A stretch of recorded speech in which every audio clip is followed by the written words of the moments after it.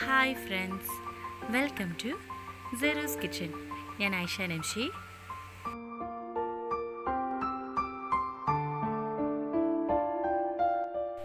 ഇന്നത്തെ സെറൂസ് കിച്ചണിൽ വളരെ വെറൈറ്റി ആയിട്ടുള്ളൊരു അടിപൊളി കുടുക്ക ചിക്കനാണ് ഉണ്ടാക്കുന്നത്. അപ്പോൾ പേര് സൂചിപ്പിക്കുന്നത് പോലെ തന്നെ വളരെ വെറൈറ്റിയും അതുപോലെ വളരെ ടേസ്റ്റിയുമായിട്ടുള്ള ഒരു അടിപൊളി ഡിഷാണിത്. പലതരം ചിക്കൻ കറി നമ്മൾ കഴിച്ചിട്ടുണ്ട്, പക്ഷേ ഇങ്ങനെ ഒരു കറി നിങ്ങൾ ആദ്യമായിട്ടായിരിക്കും കാണുന്നതും കഴിക്കുന്നതും. അപ്പോൾ എന്തായാലും ഇതെല്ലാവരും ഒന്ന് കാണുക. ഇത് കുറച്ച് വെറൈറ്റി തന്നെയാണ്. അപ്പോൾ നിങ്ങൾ ഈ വീഡിയോ സ്കിപ്പ് ചെയ്യാണ്ട് കണ്ടു കഴിഞ്ഞാൽ നിങ്ങൾക്ക് മനസ്സിലാവും എത്രത്തോളം വെറൈറ്റിയാണെന്ന്. അതുപോലെ ഇത് ആർക്കും എത്രയും പെട്ടെന്ന് വളരെ എളുപ്പത്തിൽ ഉണ്ടാക്കാൻ പറ്റിയ അടിപൊളി കുടുക്ക ചിക്കനാണ്. ഇതാണ് മൺകുടുക്ക. ഇതിലാണ് ഞാനിന്ന് ചിക്കൻ കറി ഉണ്ടാക്കാൻ പോകുന്നത്.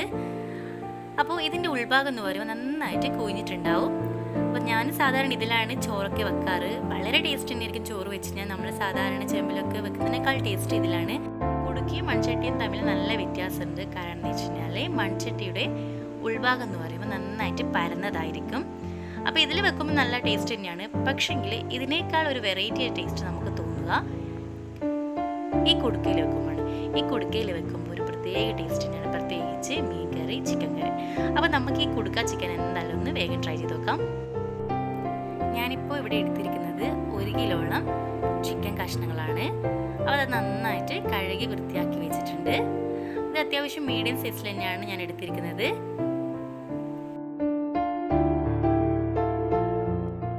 നമുക്ക് ഇതിനായിട്ട് വേണ്ടത് ഒരു വലിയ ഉള്ളി അത്യാവശ്യം നീളത്തിൽ കട്ട് ചെയ്തതാണ്.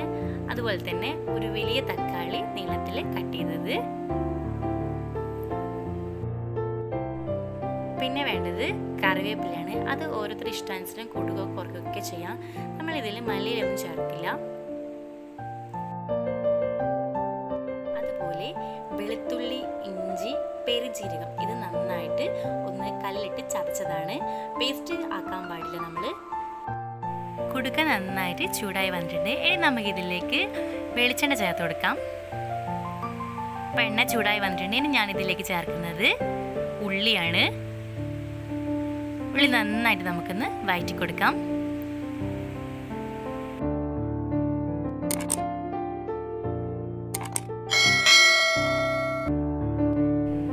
ഈ കറിയിൽ കുറച്ച് പ്രത്യേകത ഉണ്ട്. അതെന്താണെന്ന് വെച്ച് കഴിഞ്ഞാൽ ഇതിൽ നമ്മൾ ചിക്കൻ മസാലയൊന്നും ചേർക്കില്ല. പൊടികളായിട്ട് ചേർക്കുന്നത് വെറും മഞ്ഞൾപ്പൊടിയും മുളക് പൊടിയും മാത്രമാണ്. അപ്പോൾ ഉള്ളി ഇപ്പോൾ നന്നായിട്ട് സോഫ്റ്റായി വരുന്നുണ്ട്. കുറച്ചും കൂടി നന്നായിട്ട് വാടി വരണം.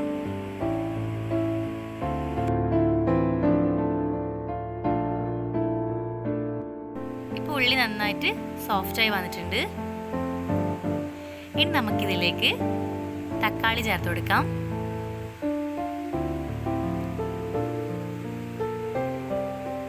അതുപോലെ ഇനി നമ്മൾ ചേർക്കേണ്ടത് വെളുത്തുള്ളി, ഇഞ്ചിയും അതുപോലെ തന്നെ പെരുംജീരകം കൂടി ചതച്ചതാണ്. എന്നിട്ട് നന്നായിട്ടൊന്ന് മിക്സ് ചെയ്ത് കൊടുക്കാം.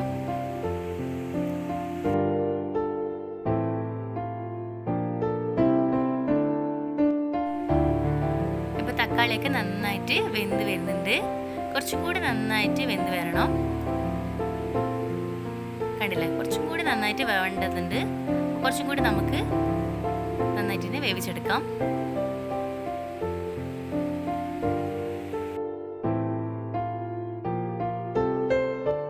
ഇതുവരെയായിട്ടും എൻ്റെ ഈ ചാനൽ സബ്സ്ക്രൈബ് ചെയ്യാത്തവരൊന്ന് സബ്സ്ക്രൈബ് ചെയ്യുക. തൊട്ടടുത്തുള്ള ബെൽ ബട്ടണിൽ ഓൾ എന്ന ഓപ്ഷൻ ക്ലിക്ക് ചെയ്യുക. എങ്കിൽ മാത്രമേ ഞാനിടുന്ന വീഡിയോസൊക്കെ നിങ്ങൾ മിസ്സാണ്ട് കാണാൻ പറ്റൂ.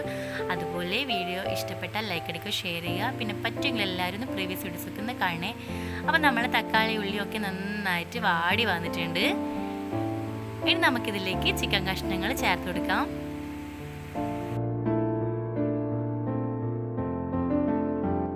ഇനി നമുക്ക് ഇതിലേക്ക് ആവശ്യമായിട്ടുള്ള ഉപ്പ് ചേർത്ത് കൊടുക്കാം. അതുപോലെ തന്നെ 1/2 ടീസ്പൂണോളം മഞ്ഞൾപ്പൊടിയും കൂടി ചേർത്തിട്ട് പതുക്കെ നന്നായിട്ടൊന്ന് മിക്സ് ചെയ്തെടുക്കാം. കുടുക്കയിൽ കറിയൊക്കെ വെക്കുമ്പോൾ കുറച്ച് ബുദ്ധിമുട്ടാണ് നമുക്ക് ഇളക്കാൻ, പ്രത്യേകിച്ച് ചിക്കനൊക്കെ വെക്കുമ്പോൾ. അപ്പോൾ നമ്മൾ എന്ത് ചെയ്യുക, കുറച്ച് പതുക്കെ ഒന്ന് ഇളക്കാൻ നോക്കുക. കണ്ടില്ലേ, പതുക്കെ ഇളക്കിയെടുക്കാം. അപ്പോൾ നന്നായിട്ട് ഇപ്പോൾ മഞ്ഞളൊന്ന് പുരട്ടി വന്നിട്ടുണ്ട്.